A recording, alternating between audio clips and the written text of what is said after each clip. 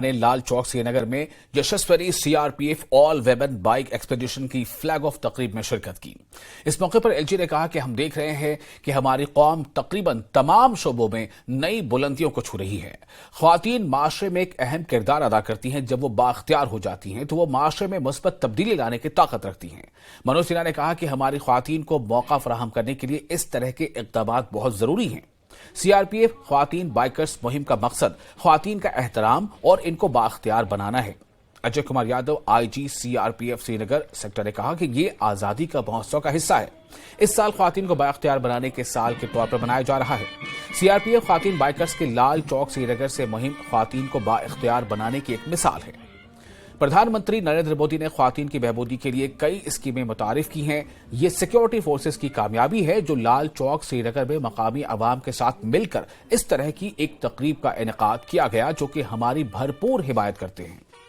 ख्वातीन को बाख्तियार बनाने और इन्हें मजीद काम करने के लिए एक प्लेटफॉर्म फराहम करने के लिए इस तरह के प्रोग्राम मुस्तकबिल में भी जारी रखे जाएंगे।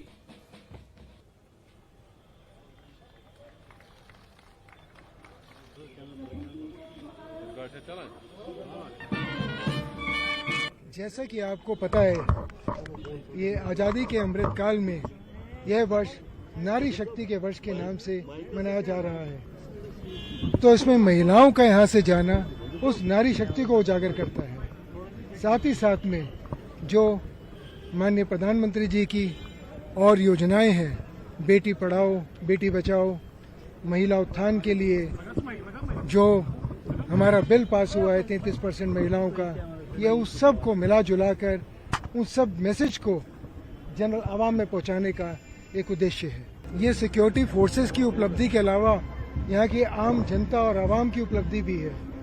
आप सबके सहयोग के बिना शांति नहीं आ सकती थी।